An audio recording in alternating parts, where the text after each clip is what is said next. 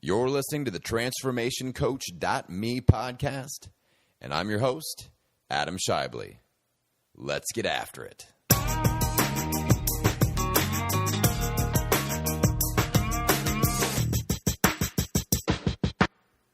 Well, hello there, my friends. How's it going? It's the TransformationCoach.me podcast. It's your buddy Adam. We're on episode number 40. I've got a good one for you today, folks. Just imagine being in a place where your back is against the wall and you are being forced to make some serious lifestyle changes. And if you don't do that, you're going to be letting down your family, the people that depend on you to take care of them, and you're just not going to be around for those people. So that's the story I'm bringing you today. It's a 91-pound transformation success story with my friend Mike Daggett of fatdag.com. One note that I want to touch on that we didn't get into with the interview is that I was like, Mike, what's up with Fat Dag? What's that all about? And he basically told me that when he was at his top weight, when he knew that he had to absolutely start losing weight, that's just how he felt about himself. People called him Dag because his last name is Daggett, and so he's just known as Dag. And he just said he just felt like Fat Dag. So that was his online kind of persona, that his sign-in names with his accountability groups and things like that, he was just Fat Dag. That's how he felt. And now, he's got the website, fatdag.com. You guys can check that out. I mentioned it in the podcast episode. And it's just such an inspirational story. You guys are going to love this one. It's high energy, so take good notes. Let's dive in. All right, my friends. Welcome to another episode of the TransformationCoach.me podcast. I have got a good one for you today, folks. You are in store for some high energy coming your way. I have a very special guest, a 91-pound transformation success story. I've got Mike Daggett, a.k.a. Fat Dag from fatdag.com. And this guy is going to blow your mind, fire you up, and just get you motivated to make some serious changes in your own life so that you can get transformation results just like he has done. He's another one of those people that leads by example, and he's out there just sharing what he knows, and we're super, super excited. I'm also super excited. He's my first out-of-town guest, but from Indiana. I've interviewed people from different states and things like that, and we were actually talking through via Instagram. We're like, hey, you're from Indiana. I'm from Indiana. This is awesome. So go Hoosiers. Mike is also a senior master sergeant in the Air Force. He's got a great story. So first things first, Mike, welcome to the show. I'm super excited to have you, man. Man, Adam, it is an honor to be here hanging out with you today. And, I was attracted to your story online, and I've been following you on Instagram for a while as I was doing my own thing. And to sit here right now and talking to you, it's the coolest thing in the world. So thanks, brother. Cool. Well, I think our listeners are in for a treat. We have similar personalities, and I think we're gonna set their eyeballs on fire, and I love it. They're gonna be ready to take on the world. So boom, we're gonna dive right in, man. Your story is awesome. And I've researched the website, and I love kind of that story of that initial motivation. And we all have it. Anybody that's lost a significant amount of weight has that moment of, okay, it's time for things to change. So I'd love for you to kind of tell me that story of how you got to the point where you were ready for a change. Absolutely. So I was ready for a change 24 years ago. I just didn't know how to do it. And so I've been military now for 24 years. Most of my military career, I've been overweight. And, of course, the military does not like it when you're overweight, and they make you do this PT test to prove that you're not. And so I would struggle with that dang thing. For 20-some years, I struggled with it. And every January, my New Year's resolution was to lose weight. And so I would lose the weight. I'd pass my PT test. And then for the rest of the year, I'd focus on gaining weight. And that doesn't work, man. You can't do it. And so it came a point where I was in a point in my career, I took my PT test and I didn't pass it. And I tell you, that's a humbling, soul-searching feeling when you all of a sudden realize that you're a failure. And in my scenario, it meant I was getting ready to get kicked out of the military. Wow. So I devoted my entire life to being in the military. Everything I've done has been service-orientated. And for them to tell me that I can no longer do that simply because I couldn't get my eating and my food under control it just killed me. And so my motivation was, I don't ever want to fail another PT test in my entire life. And I've successfully beat that beast, but it's a work in progress for the rest of my life. You know that. Oh yeah. It's a ongoing battle because we're surrounded by food. We have to consume food for energy to live a healthy life. And those choices are always there. So this is awesome. So what did it feel like? You get down to that point where they're telling you, you've got to do this or you're out. Like, I can't even imagine, especially as a career and, your life's purpose, like what was going through your head at that point? Yeah. So it gets a little worse than that. Obviously happily married, got a beautiful family, and everything we own in our house comes from that source of income, Right. So not only am I losing my job, but I'm losing my livelihood. And I know it's all up to me to make the change. There's no one that can do this for you, and there's motivation all over the place, but without the discipline to actually act on the motivation, I couldn't figure it out. So when I say I wanted to lose weight for 20 years, I wasn't kidding. I don't want to be overweight in the military. I've been a military recruiter, and at 264 pounds, I've looked at a kid who was 195 pounds. And I told him he was too fat to join the military. The kid looks at me and goes, "Say what?" And I said, "Well, hey, it's different. I'm in now, and that is so, it messes with your mind when you have to say stuff like that." And so, for a long time, and 264 pounds walking into a high school, but wearing a military uniform, it's embarrassing. So that whole internal struggle just forced me to say, you know what, I've got to figure this out. And so I struggled for years trying to figure it out. And I finally just, you get to a point. I've read a lot of things about a lot of successful people in a lot of different areas, and you've got to hit that rock bottom. And when you're there, you'll do whatever it takes to get away from it. And right. That's where I was. Right. And I know you are big on the why, and we'll touch on that. And, I always talk about it's the why versus the why not. And eventually your why is strong enough to combat and outweigh all of those why nots, even if they all happen at the same time. And that is when people can really do something amazing. And that, I think that you're a great example of always setting that New Year's resolution, but the why wasn't bigger than the why nots at that point until eventually it was. It wasn't there until it was. And that's exactly it. You can't find a single person on the planet that doesn't know how to lose weight, right? Eat less, exercise more, burn more calories than you consume. Everybody knows that. So if everybody knows that, why don't we all just do it? Oh, because there's more to it than just knowing how to do it. You've got to have a reason why, and you've got to stay focused to get it done. Yeah, that's why is got to be stronger than why not for sure. So the next step was really interesting to me. I feel like it's unique because let's talk about what you did to lose weight and how, like, the nutrition and fitness. Let's start with the nutrition side of things. What did you dig in with from the nutrition programming standpoint?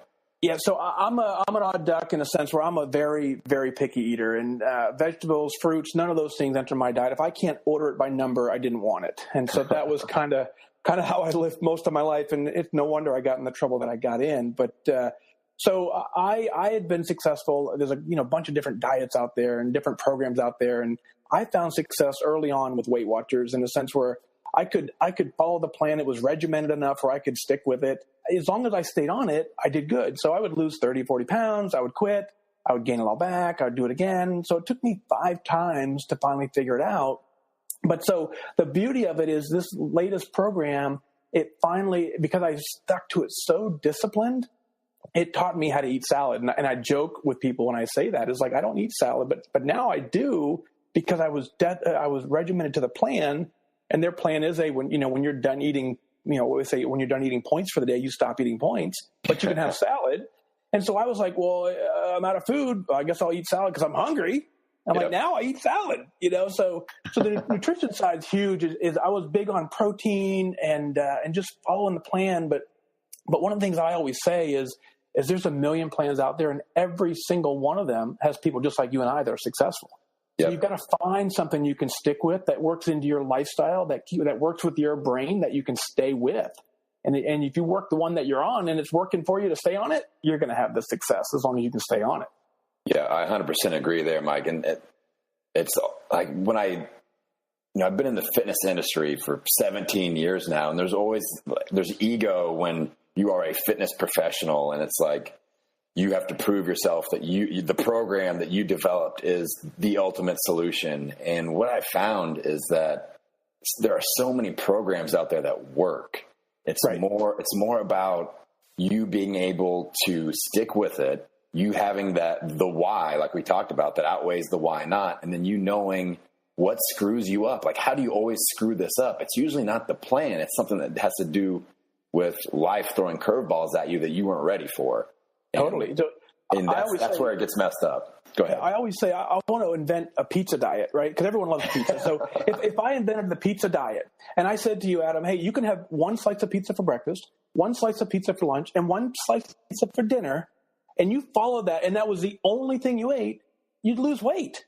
There's no way you couldn't lose weight. Now, you wouldn't be healthy. It wouldn't be good for you. You wouldn't add any muscle tone, but you would lose weight if you could stick with it. Now, the reality is not everyone's going to be able to stick with it, because you go to a birthday party, there's no pizza. What do?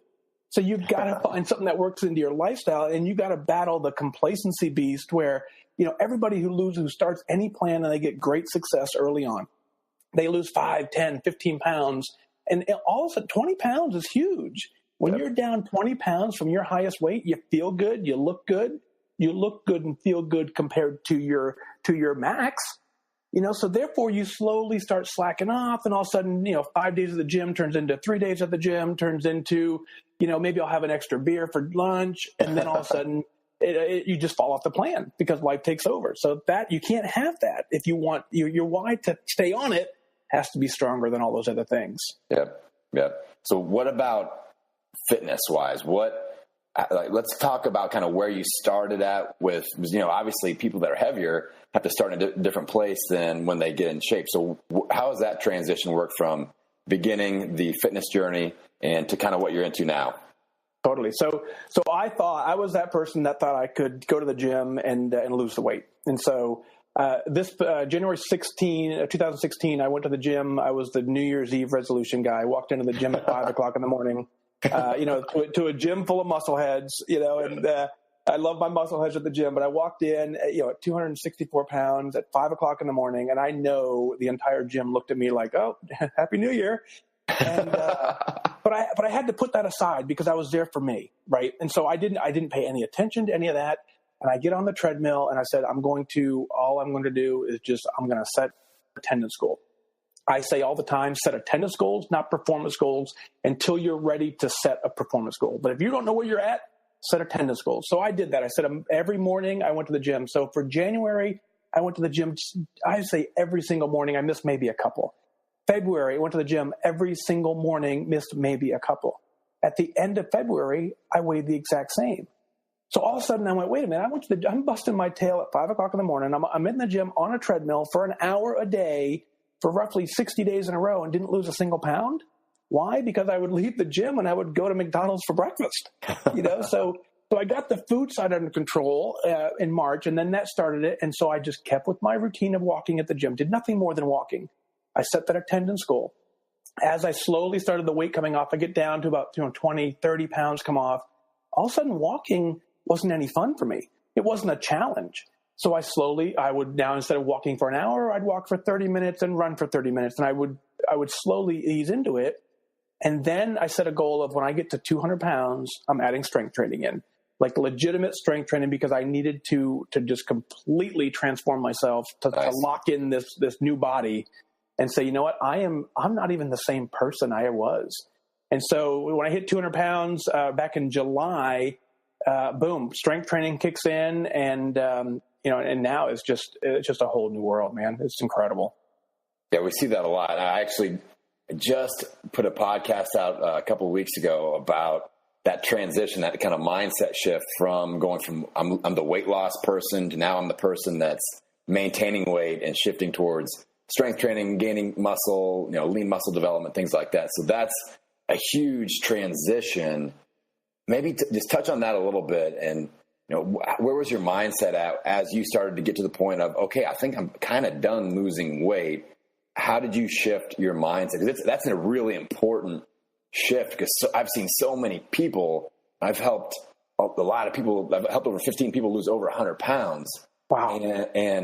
But you see them freak out when they're like, okay, what's my identity now? I was the weight loss juggernaut. Now, what's my motivation? Why am I important? Why is all this important? So what kind of mental transition did you make there from the weight loss guy to now the strength training and kind of that shift? How did you attack that situation?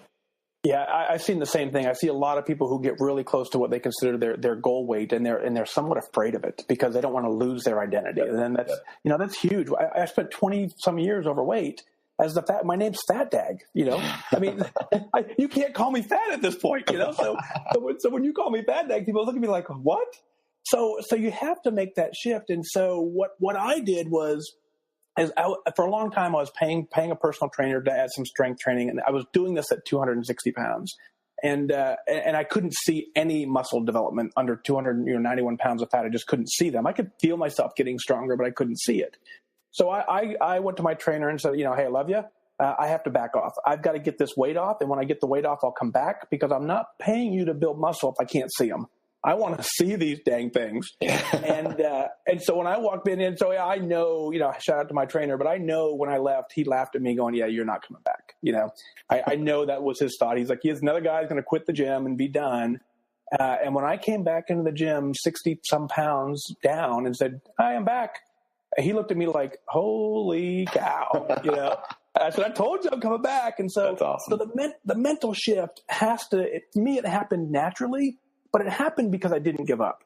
It happened because I said, what I want to do is I kept my why. I don't ever want to fail a PT test. So in order for me to do that, I had to write my why down. And I remember reading in your story and hearing in your story that you had to write it down and read it every day. And man, I wish I would have heard that before, because I would have read mine every day, and it would have probably helped me a little bit more. I read it often, but just not daily. Right. And so I read my own story to myself. I said, I don't ever want to do that. And when I was down 40 pounds, it was easy to disassociate with that old me. But I read the story and it reminded me, no, I don't want to go there. And so the greatest part of my transformation was not from 263 down to 200. The greatest part of my transformation was from 185 to 175. Really. The last 10 pounds was like beyond incredible, because for the longest time, my only life goal was to be under 200. I could not wait to get under 200 pounds. And I would have paid triple to be under 200 pounds. And now at 175, dude, I don't want to be 200 ever again. And it's so funny. And it's all because, I'm 5'11", so that helps a little bit. But, I may creep up to 200, but it would 100% be muscle. But that's a lot of work. I don't think I can even get there. I think that's a ton of muscle. But I get to the point where I feel good. When I put on a pair of 31-inch jeans, I put on a medium T-shirt, that's something I could never do as an adult. I'm not giving that back, ever. And so it was a mental shift of me saying, you know what? I don't have an end goal in mind. My end goal is my why. My end goal is at any moment, any time, to go pass this PT test. The only way to do that is to stay in the game. That's awesome. Now, I noticed I've dug into your website and your podcast and everything, and I noticed you made mention of a perfect PT test, and that's kind of one of your motivators. Now, what exactly does that mean? So the Air Force they're real kind to us, right? They make us do a PT test once a year. It consists of a 1.5 mile run. It's an abdominal waist circumference. It's push-ups in a minute and sit-ups in a minute, and those 4 components get into this mathematical formula. And they determine based on that formula what a perfect score is. So the first thing is they do a waist measurement. At anywhere under 40 inches or above, you automatically fail the test. Doesn't matter. I've been there. I know those rules really well. So I taped that on a 46-inch waist at one point, and that's around your belly button. Yep. And so that's when I failed my test. And 40 was failing, so I was 6 inches over that. Now when I tape out, I get the max point. So they tape me now, and they say they get me to a 31, 32, and they award me 10 points for that. Then they say, okay, go do how many push-ups can you do in a minute? And so I crank out my push-ups in a minute, and I do the max that I can do that they'll allow me to do, and they give me max points for that. And I do my sit-ups and the same thing in a minute. And then you transition right to a run. So the only piece I have left is right now I can get an excellent score on the PT test. I could leave this interview right this second and go do my PT test, and I'm confident I can pass it. I'm confident I can get an excellent. But to get that perfect score, I need to run a 1.5 miles in 9 minutes and 45 seconds. Nice. So it's about a 6-minute mile, maybe a 6:30 or so. I hired a running coach, and we're working on that. But I tell you, that is a goal just because I want to go from failing the test to acing the test. That's just there's no other reward. It's a personal pride thing. As long as I pass the test, they're happy with me. But I'm not happy with that. I want to go from, this test got the best of me for 24 years. Boom, I'm done with you. I aced you, moving on. That's awesome. And I want the listeners to just make one note. Maybe you guys picked up on this, maybe not, but I sure did. And it's that Mike has a knack for putting his ego aside and tagging somebody in or asking for some assistance, asking for help when it's needed, when it's going to be efficient to do so. So, he tagged in and got some help with Weight Watchers. He tagged in and got some help with his personal trainer. He's tagged in and got some help with his running coach. So I feel like, especially guys, especially us ego-driven male machines, we're like, I've got this. I need no help. And we just waste so much time and effort and energy doing that. So I think that is something that I hope everybody's picking up on. It's like, you don't have to do this alone. And when you are ready to go to that next level, it's time to learn something new. And to learn something new, you're most likely going to have to tag somebody else in and, soak up the knowledge from that person. So, I think that's awesome. That is so, so, so true. So my strength coach, I have a running coach, I have a food coach. I need all three. And then on top of that, I have an entire support network of people that I've seen, just like you, that I can go, when I get to the point and I go, can I do this? I look at you and go, well, he did it. And I love you, Adam, and you're a great guy, but you're not special. You're just a human being like I am. Yep. Right. So if you did it without doing anything super extreme, then what you're telling me is it's possible. So why would I not lean on you for your experience to say, hey, listen, I'm starting what you're trying to do. How did you get there? And so now you can't tell me exactly what you did step by step, but you can give me some framework, and I can take that framework and apply it to my own scenario, build my own plan, my own program. But if you're not checking in with an accountability partner, if you're not kind of checking in with somebody that's been where you're at or going where you're at, you're just missing out on an amazing resource that's there to be tapped. Yep, I 100% agree, my friend. Cool. So let's dive into obstacles. What would you consider to be kind of the biggest obstacle or the hardest part of all of this so far? What's giving you trouble, or what has had you worried at a point or anything like that? What's the biggest obstacle that you faced? I think the biggest obstacle is the complacency trap. And so when you're at 263 pounds and you get down to 260, you feel incredible. And again, now when I look at pictures of me at 200, I don't like them. And so it's very easy for me to think, hey, I can have this one slice of pizza. There's no way I can gain 91 pounds today. So I can eat 2 pizzas today and not gain 91 pounds. It's dang near impossible. But if I eat 2 pieces of pizza today, I'm reintroducing some of those bad habits in. And then now the next day becomes harder to stay with it. So the fact that you want to give up and not seeing the results, I see a lot of people, and I'm sure you see the same thing, is you start off this plan, and if you're not losing 15 pounds a week, you're disappointed. Oh, yeah. And it's like, I had a person the other day talk to me, and she's on track. She's losing a half a pound a week. I said, that's 30 pounds a year if you just keep that up, and she's not happy with a half a pound a week weight loss. Yeah. I said, if you don't quit, look at the average, you're going to be there. So the temptation is to get complacent in what you're doing and then not be focused on what you're doing and focused on why you're doing it. And as you'll see all the time, you're going to see your friends and your coworkers, they're going to start looking at you going, man, you look good. And I started getting at around 215 pounds. I got that, whoa, Mike, you're too skinny. You need to slow down, my friend. You need to, don't lose any more weight. I lost 35, almost 40 pounds since I first heard the fact that I was too skinny. Yep. And now that I'm there, and now that I'm in this whole new body, no one calls me skinny. In that sense, or too skinny. Right. So you gotta, the obstacles are almost all in your head. Now, there's going to be, Christmas is always an obstacle, and there's Easter, and there's Thanksgiving, and all those things are obstacles. But, man, that one day, if you're focused, that one day is not going to interact. That one day is just going to come and go.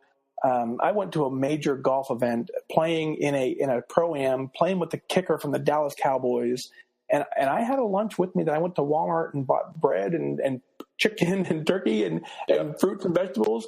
And so he's eating Carrabba's. We're in the same golf cart. I'm eating a turkey sandwich. I had different goals than he did at the moment. Yep. So that's awesome. So I stayed focused on it. I'm sure he's laughing at me. And, right now, when I see him again, he'll understand, Yeah. It's always, like you mentioned, the holidays and those moments are always there. The life stress is always there. But it's more about the before and the after. How do you prepare before? How do you react and get refocused after? And just like you said, that those moments just blow by, and you can keep going as long as you keep that focus. So that is definitely a huge thing. Yeah, I say real quick. I say Christmas is a great example. We just got through Easter. Easter is a great example. So Easter Sunday's coming. We know when it is every year. So on Saturday, look at yourself and say, what do I want Sunday to look like? But more importantly, what do I want Monday to look like? And so on Saturday, I figured out what I want Monday to look like. Well, the only way I can get to that Monday is to do what I need to do to stay on plan through Sunday. And then, boom, Monday gets here. You wake up Monday, you're like, yeah, this is exactly what I thought I was going to do. Boom. That's awesome. I love it. So, Mike, you have obviously been through a huge, not just a physical, but mental transformation process. And I know there's a lot of people that tune into podcasts like mine or yours, and they are at the beginning, and they are scared to death, and they're kind of standing in that lowest point, that valley of life. And, what would you tell somebody that's just starting out? They're scared to death. They know they need to do something, but they're just scared. What would you say to that person? And I would tell them exactly what you and I know to be true, that we had to find the hard way. I would say what you're trying to do is absolutely possible. Believe that, number one. If you know what you're trying to do is physically possible, then it's just a matter of figuring out how. And so you don't have to go out and do this on day one. You just have to take the first step. You have to solicit input from an accountability team, but you just got to love yourself enough to own it. And so one of the things I also credit for my success is right just before I really started getting serious about getting my weight loss under control, I fell in love with my iPhone in a sense of selfies. And so I finally embraced myself. Like, you know what? This is who I am. I'm 263 pounds. I am, I'm the biggest I've ever been, but I got a 15-year-old daughter, and I'm missing out on life because I'm embarrassed to be in any photos with her. So I had to own that piece initially and say, you know what, Mike, this is who you are. So the whole world knows it. You're the only one in denial about what you look like. So here's a thought: own it, and if you don't like it, go fix it. But denying it isn't going to help. You weigh the same whether you hop on the scale or not, right? So you got to own it, and then but man, if you know it's possible, find someone who's doing exactly what you're trying to do or something similar, and just slowly ease into it. And before you know it, you're gonna have the success that we've had and that others have had. And I'm not special. I'm a regular guy, and I work 18 million jobs. I work 50 million hours a week. If I can do it, it's possible. So that's the key: is just know it's possible and set a plan. Don't ever forget why you started. Read it daily, read it often, and stick with it. That's awesome. Guys, that you are listening in to some high energy as promised. I told you we were going to bring it today. This is awesome. No, that just really, that sums it up, man. And I just want to take a second, I want to be respectful of your time, but I want to take a second just to acknowledge you and what you've accomplished, because, like you just said, you were in that moment. You did the hard thing. You made the decision to change. And as we know, transforming our lifestyle, overhauling all those bad habits, it could very well be the hardest thing that we ever can partake in. And you did it. And you knew, when you're in the trenches, you knew it was tough. It was tough every day, but you did it anyway. And now you're coming out the other side of the tunnel and you are helping others. And I think, we just have that kindred spirit of that's what we do, and I'm sure you get as much of a charge out of it as I do when you motivate somebody else and they're like, yeah, I lost weight because of what Fat Dag told me to do or whatever. And it's huge. It's huge. So I just want to acknowledge you as somebody that's out there leading by example and making a difference. So I appreciate you, brother. I'm proud of you. And I just wanted to get that out there. Man, Adam, I appreciate that, man. And it means so much for you to say that because you're the living proof as well. So in this world, people who are doing what we're trying to do, you're a huge success story. And building this business that you've done and still, I wrestle with that aspect of it, and I love giving back, but there's a reality, there's only so much of me to give, and so if we don't together, those of us who had the success, man, imagine a world where every single person is at a healthy weight. Wow. Yep. And you and I both know it's physically possible. It doesn't matter what disease you have or what ailment you have or what injury you have. To do this, it can be done. And so imagine the next time you get on an airplane, if every single person was at an ideal weight. Wow, how fun would that be? Imagine going to a ball game or the race of the Indy 500, every single person's at an ideal weight. Wow, what a world that would be. And so it takes us telling these stories and getting them out there, and it takes you, the listener, out there going, you know what, I can be that person. These guys, these couple of knuckleheads on the podcast, they don't know. They did it. They can do. If they can do it, I can do it. And I challenge everyone out there to go get it done. Yep. Now, before I let you go, we have to get people connected because you've got a great Instagram account. You've got a great website, a podcast. I want to make sure that people can connect with you because they're going to want to follow your story. So what is the best place to find you online? Absolutely. So my website, fatdag.com, fatdag.com, that's where I kind of put everything. If you get there, you can find my link to Instagram. You can find the link to my podcast. On my podcast in iTunes, it's just about everywhere. It's Wise Advice, WHYS, because I think the Y is more important than the smarts. So Wise Advice in iTunes or wherever you listen to podcasts. But really just remember fatdag.com. Go click it out. You got some before and afters out there. And, and then I'll obviously stick with your story. And I'm sure you and I will be interacting quite a bit now that we know we live close enough to each other to actually interact in real life. Yes, I can pretty much guarantee everybody that's listening that this will not be the last time that we unite our powers, not only in podcasts, but who knows what else, because this is going to be awesome. This is going to be a great partnership, and the mojo is strong with both of us. So I'm very, very excited. So I will put all of the website links. I'll connect everything that you've got in the show notes, in the podcast, and on my blog. And you guys have to go to fatdag.com and check out his before and after pictures. My God, they are awesome. So it's with any before and after picture. My favorite part is just the look in somebody's eyes and the hope and the energy and that confidence. So it's really, really cool. So, Mike, I'm super proud of you. I appreciate you taking time. I know you're a super busy guy. You're out there nailing those goals and helping lots of people along the way. So once again, very, very proud of you, my friend. And this will not be the last time that we combine our powers for the combined good of transforming other people's lives and habits. So everybody out there, I want you to go to the website, fatdag.com, check his info out, connect up, and make sure you follow Mike's story. And in the meantime, as always, I want you to get out there. I want you to own it every meal, every workout, every day. I will see you on the next episode.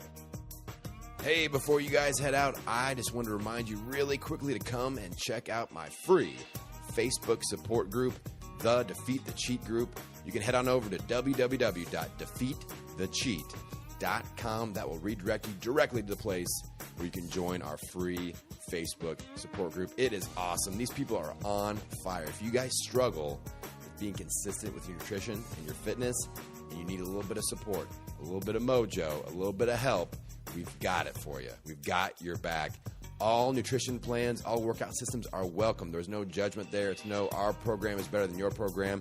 It's about following the program and supporting you on your own transformation journey. I'm telling you, it's awesome. We're doing 14-day challenges. We're sharing recipes, motivational quotes, tips. Every day there's something on there that's going to inspire you. I guarantee it. So come on over, check it out, www.defeatthecheat.com. We'll see you inside the group.